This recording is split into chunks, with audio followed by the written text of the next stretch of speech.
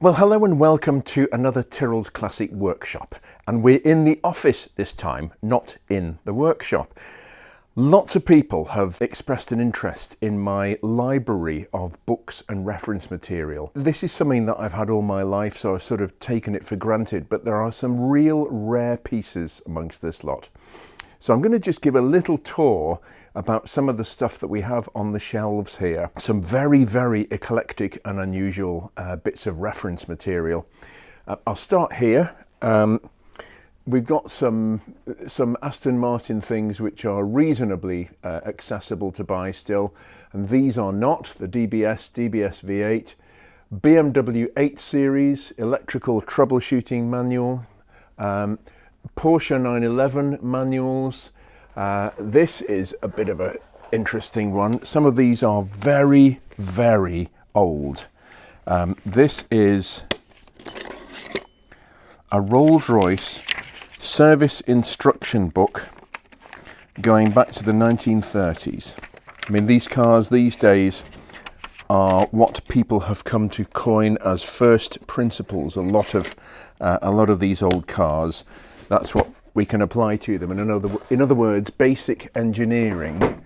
But actually, with things like the Rolls-Royce one-shot lubrication system, where you have a dispenser on the bulkhead, an oil container with an extra pedal that you press, and that distributes oil through a pipe network with felt seals, little felt seals around the car.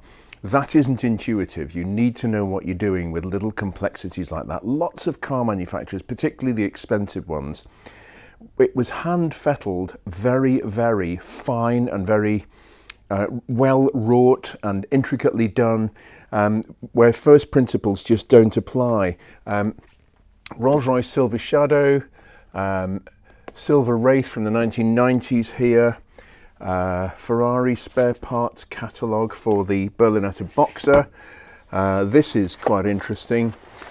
This is a Berlinetta Boxer workshop manual, an original one from the factory. And again, we've got this rather dog-eared thing, which is a Fiat Dino. I'll put that down there for the moment rather than trying to put it back in here. All these things are well used. Ferrari 400, Ferrari 365 GTB4 Daytona. Look how much use that's had. Quite a lot, actually, over the years. And some of these are original and some are not. Jaguar XJ12. This is Jaguar E-Type Series 3. That's an original factory workshop manual, very heavy, and that's quite a lot of information there. Agreed abbreviations and symbols, different mechanical fastener nomenclatures, different abbreviations for different things, all for the benefit of people on both sides of the Atlantic. Jaguar XK120, Jaguar XK and 150 and 150S, and so we go on. Lamborghini Countach, that is the workshop manual for that. Yeah, I mean, it goes. There we are. Espada Yorama. There we are with various of my stroke our handwritten notes over the years regarding carburettor jetting. In other words, with different modern fuels, with benzene and ethanol and things like that, it wreaks havoc with carburettor jetting, and we quite often have to recalibrate carburettor jets. So that's all the information on that at our fingertips. Lotus service notes, which I have used many, many times. Again, it weighs an absolute ton, this thing, full of technical information, well used. I've had that, bought that new in I think 1984. An original workshop manual for the Mini, a BMC service publication, British Motors Corporation. Again, that's the part number AKD 4935. That's an original mini workshop manual from 1959, actually. We have service manuals. This is a Mercedes-Benz service manual book. Again, well used. Mercedes-Benz Gullwing technical tips. So what happens is, after the car is released in 1954-ish, Mercedes-Benz came up with a series of modifications and upgrades to the cars, and that is what this is. It's recommendations from Mercedes-Benz, production serial number system, things about different fuels. Again, it's a big thing on cars. The fueling has to be right. Introduction to the 300 SL Gullwing Coupe. Service manual type 300 SL. That's an original workshop manual for the Gullwing and Roadster 300 SL Mercedes. Heating, air conditioning, automatic climate control. And so it goes on. Now this is something that I have used a huge amount over the years. Mercedes-Benz 600 Grosser or Grand, or whatever you call it or don't call it. This is the 600 workshop manual, and here's all my notes for the different cars and permutations that have been made. 9 presidentials, soft top to front doors, so in other words the roof is all open. 4-door, 8 left-hand drive 4-door and 1 right-hand drive 4-door. 22 presidentials, which soft top to front doors. 6-door, that's with the 3 doors either side, and so it goes on. And this, I've got the list of the option codes here. 411 steel sunroof, 532 automatic aerial, 580 air conditioning, thermal glass, fire extinguisher, flag mount, 947 flag mount and pole left, 948 flag mount and pole right. When was the last time you were able to tick that box on your Mercedes order? And again, this manual has been used to death. And this is the fingertip, this is actually the heating and ventilating system. That's the relay layout, the wiring loom. But if we go here to chapter 80, group 80, which is the comfort hydraulic system, we've got all sorts of stuff here. And again, this has been very, very well used. There we go, fingertip hydraulics, and there is a schematic of all the comfort hydraulic system, which I covered in an earlier video. These are the hydraulic switches and the circuit. That's the switch there. You move it either that way or that way, and it opens and closes these tappets to release hydraulic fluid at 3,000 pounds per square inch into your window lifter mechanism or your boot lid or whatever. But I mean, this is invaluable. We still use this. This is something I'm a bit of a hoarder. This is something that's personal to me. These are cars I've worked on in the 1980s and 90s when I had Tyrrell Engineering. Very famous Ferrari. I had that in for a full mechanical restoration. RollsRoyce Phantom 3. That was a car I did warranty work on, brand new. I had an arrangement with the Bentley and Rolls-Royce factory at Crewe, where I was the only person in the world outside the dealer and factory network who could do warranty work on the factory's behalf, and then send the factory the bill. And the customer actually brought the car to me directly. Bentley Flying Spur, all sorts of things. 8-litre Bentley, the first Honda NSX in the UK, and so it goes on. Porsche 930 Turbo, etc. These were all cars. This was the first ever car I did a full restoration on. This is a Ferrari Dino 246 GT, and that was in 1984. I did that car for my customer. Daytona, first ever Daytona I worked on, that was 1985. Boxer, and so it goes on. It's just Esprit Turbo. Yeah, that was a De Tomaso Pantera that was owned by Prince Rainier and Princess Grace. They used to go up into the mountains in that car. It's part of their collection, and it still had the Monegasque crest on the back of it, and it was owned by a gentleman.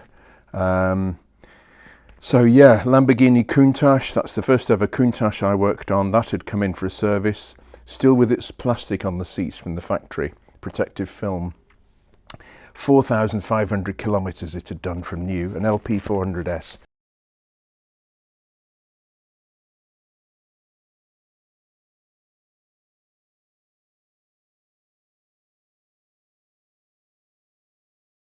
This sewing machine was my grandmother's, and as you can see, it's in pristine, perfect condition. This was made by Singer, not the Porsche 911 conversion people, rather before that. And the quality of everything, this mirror finish, chrome plated handle, just a lovely, lovely thing. I couldn't possibly let that go. And moving right along, we have an original factory sales brochure for the Lamborghini Miura. That would be about 1967. This is not a reproduction. This is an original factory brochure. There's the brown vinyl interior. Here's an original sales brochure for an Aston Martin DB5, which I've managed to pick up over the years. These are fantastic reference materials. They really are. When we're doing a restoration, we can chat through with the customer what they do or do not want us to improve upon. And I'll give you one hilarious example. This is Aston Martin's in period factory photograph, publicity photograph. Look at the state of the trim under that carpet there on the heel board underneath the pedals. If that was done nowadays, it would be unforgivable. So there are various, it was just the way that was hand-built cars at the time. They were incredibly scruffy in certain areas. And this is not a criticism of Aston Martin now or then, it's just how it was. And these days, that would be trimmed beautifully in leather. This was actually vinyl. A great deal of car manufacturers used vinyl on the dash top. Even Rolls-Royce, actually, instead of leather. And yeah, but that's a lovely thing, the DB5 sales brochure. There we are, handbook for a Mercedes-Benz 300 SL. Again, a car we've done lots of work on over the years. Mercedes-Benz 250 SE. I also have a range of sort of normally published books that were in the public domain, because they also provide not infallible, but interesting reference material. We have a Ferrari 275 workshop manual here. Again, a car I'm very familiar with. 275 GTB. There we go, workshop manual for a Ferrari 275. Now a multi-million-pound car. They were never cheap, really, 275s. Helena Paulette, which I paid the princely sum of £7 for, I think in about 1978, something like that. Yes, I thought I was quite the photographer with that at the time. Yeah, part of my record collection, which is very, very big. Whoops, he says, nearly flying. This was a lovely present from Lamborghini. I was fortunate to be invited by Lamborghini to go on their Miura 50th anniversary tour, and I took the Italian job Miura along with Olivier Nemesh, the Lamborghini historian. The two of us took this on the Miura 50th tour. I think there were 23 cars, something like that. And they had a pretty high attrition rate, quite a lot of them overheated or whatever. This one didn't, I'm pleased to say. 3586 behaved itself impeccably in mid-30s degrees C heat.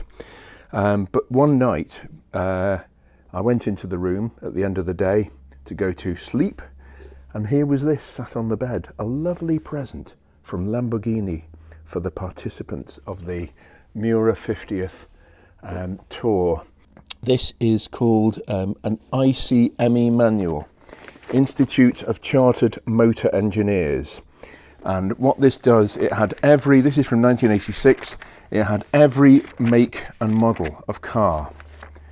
Jaguar E-Type, so it has every job. This is assuming the car is new with no rusted bolts or stuck or broken fasteners or things like that. It has every itemization of hours and how long the job should take, whether the engine has to be removed or not before you replace the crankshaft rear seal, which happens to be a particularly big job on that. So yeah, the ICME manual, it gives me an idea, normally rather smaller than the amount of time that's actually spent on the cars, I have to say, as to what to charge out for the jobs. This is a little bit of my past. This is an invoice from the 20th of September 1989, and this is Tyrrell Engineering, my first business over in Wallasey. I designed the logo myself. It's a Ferrari Daytona engine. There's the 6 carburetors on top. There's the inlet camshaft. I've used a little bit of artistic license and put the distributor on the front to make the T. There's the spark plug wells where the name is. There's the exhaust cam. There's the bell housing. There's the exhaust manifold, and there's the prop shaft. I designed that on the back of a fag packet, not that I smoked, in the 1980s, but that's an original invoice from 1989 from my company at the time, and it's a Porsche 911 Turbo. Lots of interesting books I built up since my misspent youth, and there's one in particular I wanted to show you because this is a book I got when I was about 18, and it's a beautiful record of Lamborghini cars and the Lamborghini factory. It's beautifully done. It's now worth quite a lot of money, but when I bought this at the age of 18, little did I know I would get these. To Mr. Tyrrell, very sympathetic, Marcello Gandini, the designer of the Miura, the Espada, the Countach, many other cars, and this to Iain Tyrrell with friendship, Gian Paolo Dallara, the person who made Lamborghini what they were. To have these two, and there we are, it's 2017, to have two of the most influential people in the Italian car industry in the 1960s sign that book, and I had the opportunity of interviewing and spending time talking with both of them on previous videos on the channel, and we'll try and put links up at the end to those videos. To have them sign this book personally is just beyond words for me. It really is. It's just fits in with my passion of the marque so magnificently. Yeah, lots of other, I've got an NGK spark plug. I've got various generations of this from 1995. Again, I've made notes in here as to what spark plugs refer to what, particularly around Jaguar, Ferrari, etc. Yeah, this is invaluable, absolutely invaluable. So I've got, as I say, I've got several of these, and I think there's something. Yeah, this is Connelly leather swatches. So these are the different colours of Connelly leather, and Jonathan Connelly very kindly gave me this, personally presented me with this some time ago. Can you imagine? These are the most expensive leathers in the world. Can you imagine how much something like this costs to produce? Thousands of pounds, thousands. And it's got all the colours of Connelly Vomol leather there. We're actually using this right this moment because it's incredibly useful for us. We have over here a door trim out of a 1950s Aston Martin that we're restoring at the moment. And if we don't have the original build sheet, which we do in this case, so we can tell from that which colour of leather it had, we can actually hand match it to the original or modern new iterations of the Connelly leather. So that is again invaluable. I've got my model paddle steamer. which is going to be the Waverley one day. It's currently guised as a Rhine River steamer, a historic one, but the kit, I actually bought this at auction second hand for the princely sum of £200. I thought that was a bargain. I'm also in the process of building up a rail. I'm just acquiring lots of model railway stuff at the moment, 00 gauge, because when I was about 11 I had a pal at school who one of the bedrooms upstairs in his home had been converted into a railway room, and this was about early 1970s. They'd stopped making this, but the whole layout was 3-rail Hornby, so which we got on the window ledges of the office here. But this was made by Meccano, by Hornby in Liverpool, very close to Wallasey, where I grew up. And I'm going to make an entire retro railway layout out of Hornby 3-rail, just as I used to have a wonderful time enjoying with Joe, my friend Joe, when we were younger. This is a carriage, again in its original box, from Hornby, unmarked actually. I'm sad enough to know that's a replica of a British Rail Mark I carriage. Here's an original workshop manual for a Jensen Interceptor and FF. We've got that. The list goes on and on and on. There was one thing I was particularly going to show. Yeah, here we are. This is also another interesting one. This is an original workshop manual for a Mercedes-Benz 540 compressor, 540K from the 1930s. That's the original factory workshop manual.